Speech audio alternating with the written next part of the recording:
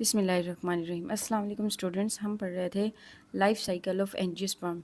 तो उसकी different stages थी, जिसमें फ़र्स्ट स्टेज थी कि फ़ीमेल गमेटोफाइट की डेवलपमेंट कैसे हुई। जो सेकंड स्टेज थी उसमें मेल गमेटोफाइट की डेवलपमेंट हुई। थर्ड स्टेप में पोलिनेशन को हमने देखा। अब पोलिनेशन के बाद होती है फर्टिलाइजेशन। फर्टिलाइजेशन में क्या होता है, एग प्लस स्पर्म ने मिलना होता है ताकि क्या हो सके, फर्टिलाइजेशन हो सके, एग को फर्टिलाइज किया जा सके। ये किस तरह से है इसको हम समझेंगे आज। When pollen grain reaches stigma, pollen grain क्या है बच्चों? पोलन ग्रेन जो है मेल गेमीटोफाइट है, जिसके अंदर क्या है, स्पर्म है। पोलन ग्रेन क्या है? पोलन ग्रेन मेल गेमीटोफाइट है। मेल गेमीटोफाइट क्या बनाएगी? स्पर्म बनाएगी। अब जब ये स्पर्म जो है कहाँ पहुँचता है? स्टिग्मा। स्टिग्मा कौन सा पार्ट होता है? ये जो फीमेल पार्ट है फ्लावर के अंदर, जिसको कार्पल कहते हैं, इस कार्पल का ये जो टिप होता है इसको कहा जाता है स्टिग्मा। ये है पोलन ग्रेन जो कि मेल गेमीटोफाइट है। इसके पास दो सेल होते हैं, एक होता है जनरेटिव सेल और एक होता है ट्यूब सेल। ठीक है, ये आपने याद रखना है। जो जनरेटिव सेल है ये क्या बनाएगा? स्पर्म्स बनाएगा, दो स्पर्म्स। और जो ट्यूब सेल है ये बनाएगी ट्यूब। ठीक है, ये क्या बनाएगा? ट्यूब बनाएगा। अब इस पोलन ग्रेन को जहाँ पहुँचना है, ये हमने देख लिया था कि पोलन ग्रेन को स्टिग्मा तक पहुँचाना क्या कहलाता है? पोलिनेशन कहलाता है। अब जब ये पोलन ग्रेन स्टिग्मा पर यहाँ पर पहुँचेगा, ठीक है, यहाँ पर ये पोलन ग्रेन जब पहुँचेगा तो उसके बाद क्या होता है देखते हैं। Its tube cell forms a pollen tube. ये मैं आपको बता चुकी हूँ क्या बनाएगा। इसका ये जो ट्यूब सेल है ये यहाँ पर ट्यूब बनाएगा, ट्यूब बनाएगा। ये पोलन ग्रेन का एक सेल जो है ट्यूब बनाएगा। ये ट्यूब जो है स्टिग्मा से स्टार्ट होगी, स्टाइल से ग्रो करती हुई इलोंगेट होती जाएगी, ग्रो करती हुई ये ना ओव्यूल के पास पहुँचेगी। रीड कर लेते हैं हम।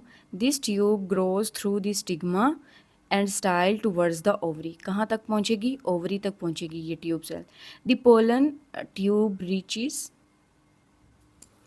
reaches the ovule and enter in it through the micropyle region। ये जब हम मेल गेमीटोफाइट की डेवलपमेंट स्टडी कर रहे थे तब मैंने आपको बताया था कि माइक्रोपाइल रीजन को आपने याद रखना है। ये वो जगह है जहाँ पर पोलन ग्रेन की जो ट्यूब है वो एंटर करेगी। अब यहाँ पे मैं दोबारा से आपको बता देती हूँ ताकि आपको रिवीजन हो जाए। ये क्या है? ये एम्ब्रियो सैक है जो कि फीमेल गेमीटोफाइट है। इसका ये वाला जो रीजन है ना, इसको कहते हैं माइक्रोपाइल रीजन। क्या कहते हैं? Micropyle region. जब ये वाली ट्यूब जो है यहाँ पर पहुँचेगी ओवरी के अंदर, ओव्यूल के अंदर एंटर करेगी। ओवरी में पहुँचकर ओव्यूल के अंदर एंटर करेगी। जब ओव्यूल के अंदर एंटर करेगी तो इस ये जो रीजन है इस रीजन से एंटर करेगी एम्ब्रियो सैक के अंदर। ठीक है, इसको क्या कहते हैं? माइक्रोपाइल रीजन कहते हैं। The generative cell of pollen grain forms two sperms which enter the embryo sac to reach the egg। अब बच्चों इसका जो ये जनरेटिव सेल है इसमें माइटोसिस होगी। माइटोसिस के बाद क्या होगा? दो सेल्स बन जाएंगे। कौन से सेल? स्पर्म सेल्स बन जाएंगे। अब ये दोनों स्पर्म सेल्स जो हैं ये इसी ट्यूब के ज़रिए से एंटर करेंगे और ये यहाँ एम्ब्रियो सैक में एंटर करेंगे। ठीक है, जब ये स्पर्म सेल्स जो हैं ये एंटर करेंगे इसी ट्यूब के ज़रिए, इनको कैरी किया जाता है कहाँ पर? एम्ब्रियो सैक तक। अब ये जो दो स्पर्म सेल हैं ये एंटर करेंगे माइक्रोपाइल रीजन से। चूँकि जो ट्यूब है वो भी यहाँ तक बनी है ना, माइक्रोपाइल रीजन तक। अब ये ट्यूब इन दोनों स्पर्म्स को कैरी करके ले आएगी एम्ब्रियो सैक तक। आगे पढ़ लेते हैं। One sperm fuses with the egg forming a diploid zygote. The zygote eventually develops into an embryo।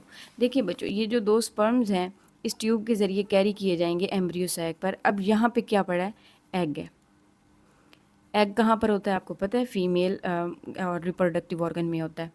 तो जो एग है ये यहाँ पे रखा है। जैसे ही स्पर्म इस माइक्रोपाइल रीजन से एम्ब्रियो सैक में एंटर करेगा तो एक स्पर्म जो है एग के साथ मिलेगा और एग को फर्टिलाइज कर देगा। यहाँ पे स्पर्म और एग की फ्यूजन होगी और इस प्रोसेस को क्या कहते हैं, फर्टिलाइजेशन कहते हैं, और एग को फर्टिलाइज कर दिया जाता है, जिससे क्या होता है, एक डिप्लॉयड जाइगोट बन जाता है। बच्चों शुरू में भी हमने पढ़ा था कि जो स्पर्म होता है वो क्या होता है, 1n होता है, ठीक है, 1n प्लस जो एग होता है वो भी 1n होता है। तो जब ये मिलेंगे दोनों तो ये क्या बनाएंगे, 2n जाइगोट बना देंगे, ठीक है, 2n जाइगोट बना देंगे। तो इस 2n जाइगोट को क्या कहते हैं, डिप्लॉयड जाइगोट कहते हैं। The zygote eventually develops into an embryo. तो जो जाइगोट है इससे आगे, जाइगोट एक सिंगल सेल है, फिर इसमें माइटोसिस होती जाएगी और ये एम्ब्रियो में डिवेल्प हो जाएगा। This second sperm fuses with the fusion nucleus producing a triploid nucleus. This nucleus then develops into tissue called endosperm. अब ये मैं इधर ही आपको बता देती हूँ, यहाँ पर एक एग तो मिल गया, इस माइक्रोपाइल रीजन से एंटर किया, एग के साथ मिला, फर्टिलाइजेशन हो गई।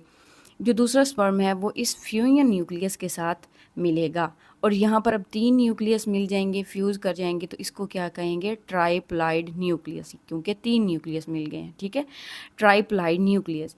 देन ये जो न्यूक्लियस है एक टिश्यू बनाता है, उस टिश्यू को कहा जाता है एंडोस्पर्म टिश्यू। क्या कहते हैं, एंडोस्पर्म टिश्यू। अब इस टिश्यू का क्या काम है, the endosperm provides nourishment for the embryo.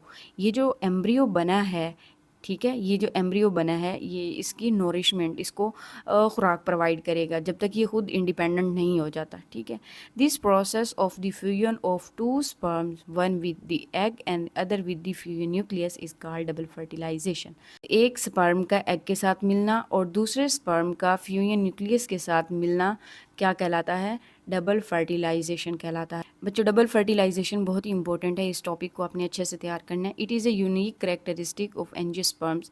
जो एंजियोस्पर्म यानी कि फ्लावरिंग प्लांट्स होते हैं, ये उनकी एक यूनिक खासियत है, ठीक है। अब नेक्स्ट स्टेप की तरफ बढ़ते हैं कि जाइगोट के बाद, जाइगोट एम्ब्रियो में डिवेल्प होने के बाद क्या होता है। 5 स्टेप है, सीड एंड फ्रूट फार्मेशन होगी आफ्टर फर्टिलाइजेशन। जब फर्टिलाइजेशन हो जाती है, दी जाइगोट डिवेल्प्स इनटू एम्ब्रियो, ये हम पढ़ चुके हैं, and the triploid nucleus develop into endosperm tissue, ठीक है। आफ्टर फर्टिलाइजेशन क्या होगा, जाइगोट एम्ब्रियो में डिवेल्प हो जाएगा और ट्राइप्लॉइड न्यूक्लियस एंडोस्पर्म टिश्यू बना देगा। तो जो ये जाइगोट है, ये एंडोस्पर्म न्यूक्लियस है जिसको टिश्यू कहा गया है। अब ये वाला जो है ओव्यूल, ये क्या है, ये ओव्यूल है, ये मिच्योर होगा और क्या बन जाएगा, सीड बन जाएगा। और ये जो ओवरी है, ठीक है, ये ओवरी पककर क्या बन जाएगी, फ्रूट बन जाएगी।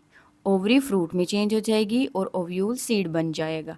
बच्चों आपको समझ आ गई होगी कि जितने भी हम फ्रूट खाते हैं जिनके अंदर सीड होते हैं, दरअसल वो क्या होती हैं, पकी हुई ओवरी होती। बट कुछ ऐसे प्लांट्स भी हैं जिनके फ्रूट्स के अंदर जो है सीड्स नहीं होती, उनके बारे में भी हम डिस्कस करेंगे। नेक्स्ट देखते हैं डेवलपमेंट ऑफ स्पोरोफाइट। ये आखिरी स्टेज है लाइफ साइकिल ऑफ एंजियोस्पर्म की। व्हेन सीड्स मेच्योर, जब सीड मेच्योर हो जाता है, सीड मेच्योर हो जाता है, उसके बाद क्या होता है, दे आर डिस्पर्स्ड, और वो क्या हो जाते हैं, बिखर जाते हैं। If seeds get suitable conditions, their embryos develop into new plants, the sporophyte of the next generation। देखिए बच्चों, जब सीड मेच्योर होंगे और वो डिस्पर्स्ड होंगे, डिस्पर्स कैसे होंगे, या तो जानदारों की बॉडी के साथ लग जाएंगे, या परिंदे वगैरह उनको एक जगह से दूसरी जगह, या एयर के थ्रू, या फिर वाटर के थ्रू जो है वो एक जगह से दूसरी जगह मुंतकिल किए जाएंगे, ठीक है। और अगर उनको सूटेबल कंडीशन मिलेंगी, जो कि उनके ग्रोइंग पीरियड होता है, तो उसमें वो ग्रो करना शुरू कर देंगी और एक न्यू प्लांट बन जाएगा। और वो न्यू प्लांट कौन सा होगा, स्पोरोफाइट होगा। स्पोरोफाइट मैंने आपको बताया है कि वो प्लांट है जिसकी स्टेम आपको नज़र आती है, रूट्स नज़र आती हैं, लीव्स नज़र आती हैं। ये क्या है, स्पोरोफाइट जनरेशन है एंजियोस्पर्म प्लांट की, जो कि हमें अपने माहौल में बहुत ज़्यादा तादाद में नज़र आते हैं। इस बॉक्स को पढ़ लेते हैं। In some plants ovaries develop into fruit without fertilization of egg in ovule. क्या होता है, कुछ प्लांट्स में ऐसा होता है कि ओवरीज जो होती हैं फ्रूट बन जाती है बगैर फर्टिलाइजेशन के, ठीक है। एग जो ओव्यूल के अंदर होता है उसकी बिना फर्टिलाइजेशन से क्या हो जाता है, फ्रूट बन जाता है। So there is no seed in fruit. जब ओव्यूल में फर्टिलाइजेशन नहीं होगी तो सीड भी नहीं बनेगा।